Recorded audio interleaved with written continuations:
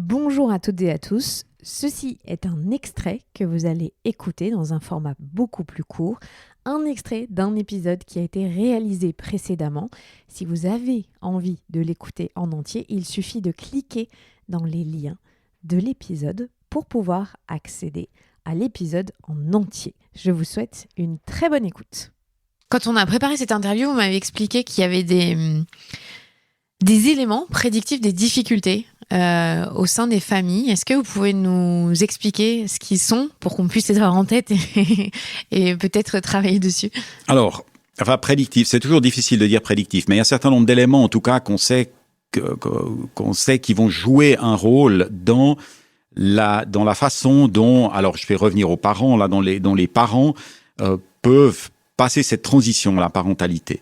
Il y a tout un ensemble d'éléments. Il y a déjà justement, on va dire la capacité, j'aime pas tellement le terme, mais la possibilité, en tout cas, de pouvoir discuter de ces insatisfactions, de pouvoir négocier. Et ce qui va être extrêmement important, enfin un des éléments, si on veut, qui est en tout cas montré comme étant prédictif, c'est l'existence préalable de tensions ou d'insatisfactions importantes dans la relation conjugale. Donc, on sait qu'il y avait... Alors maintenant, c'est assez évident que c'est quelque chose qui ne fonctionne pas, mais un temps, on disait, non mais finalement, ils sont dans un certain désaccord entre eux, c'est un couple qui fonctionne pas bien, mais une fois qu'ils auront des enfants, ça va les rapprocher, ils auront une mission commune, etc. On fait qu'en fait, ça marche pas du tout. C'est-à-dire que la tension qui va naître au moment... d'une certaine manière, le couple va un peu se distendre au moment de l'arrivée des enfants. Et s'il y a déjà une insatisfaction très forte, ça va être extrêmement compliqué à ce moment-là de pouvoir collaborer. Après, il y a évidemment aussi toutes les attentes et la possibilité de trouver un dénominateur commun dans les attentes qu'on peut avoir par rapport au rôle qu'on veut endosser.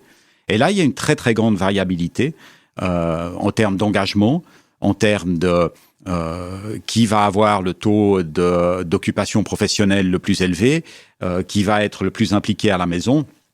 On a encore très, très largement une surreprésentation des modèles, on va dire, traditionnels, genrés, de ce point de vue-là, avec une charge mentale pour l'instant beaucoup plus importante, notamment sur les mères qui ont encore le double mandat d'être à la fois responsables du foyer et en même temps d'être des professionnels. C'est quelque chose qui est en train de bouger, mais assez lentement. Et ce qui va être important, ça va être justement, pour que ça puisse bouger aussi, la capacité à pouvoir, chez chacun, exprimer les rôles qu'il aimerait pouvoir remplir.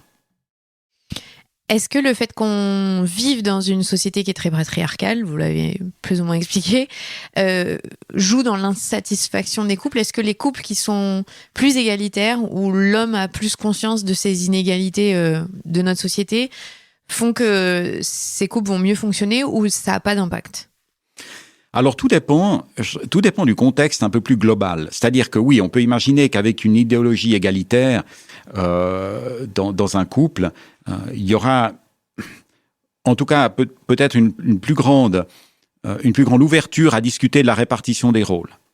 Mais d'une certaine manière, si vous avez une idéologie genrée très enracinée dans un couple, ça peut très bien fonctionner aussi si cette répartition genrée et traditionnelle correspond aux attentes des deux parents.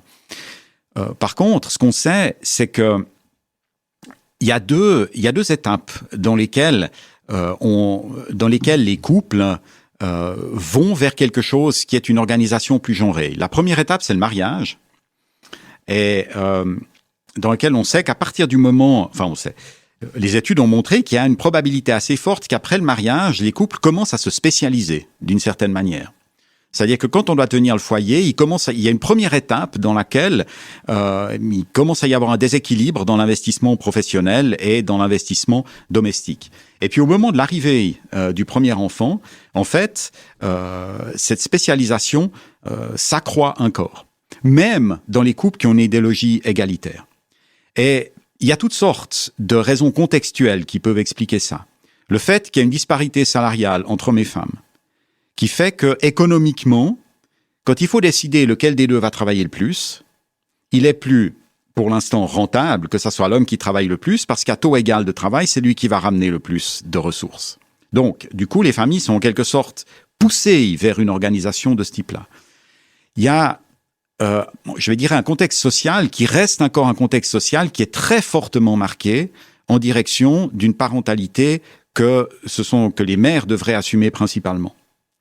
La disparité qu'il peut y avoir dans les congés parentaux dans une grande partie des pays, notamment européens, est un message qui est envoyé directement. En Suisse, vous avez 2 semaines de congé parental pour les pères. Et du coup, le message qui est envoyé directement, c'est de dire la parentalité, en fait, c'est une affaire de mère plus que de père. Les aménagements professionnels, etc., tout un ensemble de choses qui, pour l'instant, poussent en fait plus en direction d'une organisation traditionnelle et qui peut peser en fait sur, qui peut amener en tout cas les parents à renoncer à une organisation qu'ils auraient préférée, mais qui finalement ont de la peine à implémenter en raison des conditions contextuelles. Et ça, c'est quelque chose que les parents rapportent souvent en disant on aurait voulu faire différemment, mais pour des raisons économiques, pour des raisons aussi, on a des papas qui disent, mais dans le cadre de mon activité professionnelle, on m'a rapidement fait comprendre que si je voulais m'investir dans la famille, ben, ça n'allait pas le faire du point de vue de mon occupation professionnelle et du point de vue peut-être des ambitions que je pouvais avoir pour gravir la hiérarchie ou des choses de ce type-là. Il y a des messages qui sont encore envoyés, quelquefois de façon informelle, mais qui sont encore envoyés comme ça. Et ça, est-ce que ça joue dans l'équilibre du couple, dans le sens où ils auraient voulu faire différemment, mais structurellement et sociétalement, c'est pas possible? Est-ce que la rancœur, les dissensions viennent s'immiscer dans le couple, ou ces couples-là arrivent mieux à les surmonter parce qu'ils comprennent que c'est aussi des éléments extérieurs à eux? Alors, je dirais que comme toute situation de stress, ça va mettre à l'épreuve la relation. C'est-à-dire que si vous avez justement une relation dans laquelle vous pouvez vous soutenir, dans laquelle vous avez, on va dire, des échanges fluides d'un point de vue émotionnel, relationnel, eh bien, vous allez peut-être pouvoir faire face à ça en disant, OK, on est dans cette situation qui n'est transitoirement peut-être pas celle qu'on aimerait, mais on va faire front par rapport à ça. Par contre, si vous avez déjà des insatisfactions qui peuvent être intrinsèques à la relation, ça va constituer un facteur supplémentaire qui va venir alourdir la relation et peut-être créer une insatisfaction encore plus forte qui pourrait mettre en danger à terme la relation. Du coup, ces difficultés qui peuvent être présentes avant l'arrivée d'un enfant, on a compris, vont être exacerbées, ça va pas aider le couple à aller mieux de faire un enfant, clairement pas. Est-ce qu'il y a des choses qu'on peut mettre en place pour résorber ça? Est-ce que c'est la thérapie de couple? Est-ce que il y a des stratégies au quotidien à initier? Il y a déjà des choses. Alors, je pense qu'une des premières choses à faire, et qui serait, sans parler forcément d'aspect thérapeutique ou quoi que ce soit, mais c'est déjà de pouvoir dire d'une certaine manière et de pouvoir avertir les parents, quelle que soit la qualité de la relation dans laquelle ils sont, de pouvoir les avertir que ça va tanguer au moment où, notamment, le premier enfant va arriver. On sait que c'est celui qui déclenche la réorganisation relationnelle la plus forte. Et qui est quelque chose qu'on fait justement pas, voire peu, encore aujourd'hui, parce qu'on est dans un modèle dans lequel, finalement, le message qui nous est envoyé quand on attend un enfant, c'est que c'est absolument merveilleux. Ce que c'est, il n'y a aucun doute là-dessus, mais c'est un merveilleux qui n'est pas tout simple non plus. Et de ce côté-là, il y a aussi, du point de vue du contexte social, ça peut être compliqué aussi pour des parents qui connaissent des difficultés de simplement pouvoir oser dire à l'extérieur qu'ils sont en difficulté. Parce qu'on va leur dire, mais enfin, comment est-ce que c'est possible? Vous venez d'avoir ce magnifique bébé, vous devriez être extrêmement heureux, etc. Donc déjà, une des premières choses, ça devrait être de dire attention, au moment où vous allez accueillir votre premier enfant, ça va tanguer un peu, il va falloir se réorganiser, il va falloir se parler, il va falloir faire quelque chose qui a tendance à disparaître très très vite dans la relation, aussi dans la relation amoureuse certainement, c'est déjà aussi dans le soutien qu'on s'amène de se remercier pour les efforts qu'on fait réciproquement. Alors, ça a l'air un petit peu... quand on dit ça, on se dit oui, ça a l'air un petit peu simple de faire ça. Mais en fait, c'est quelque chose qui disparaît très vite. Nous avons une très fâcheuse tendance dans les relations à considérer que une fois que nous sommes dans une relation établie, ce que l'autre va faire pour nous, c'est normal et c'est naturel. Et ça, c'est assez dangereux.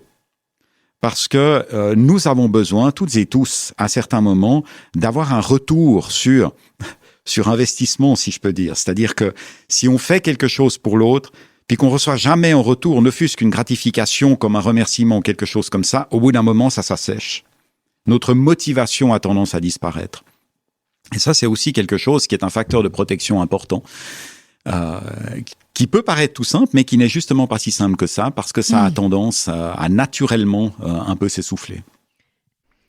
Si vous avez aimé cet extrait qui est assez court parce qu'on aime vous proposer des formats différents dans vos vies à 1000 à l'heure, eh bien, il suffit de cliquer dans les liens de l'épisode pour pouvoir accéder à l'épisode dans son entièreté.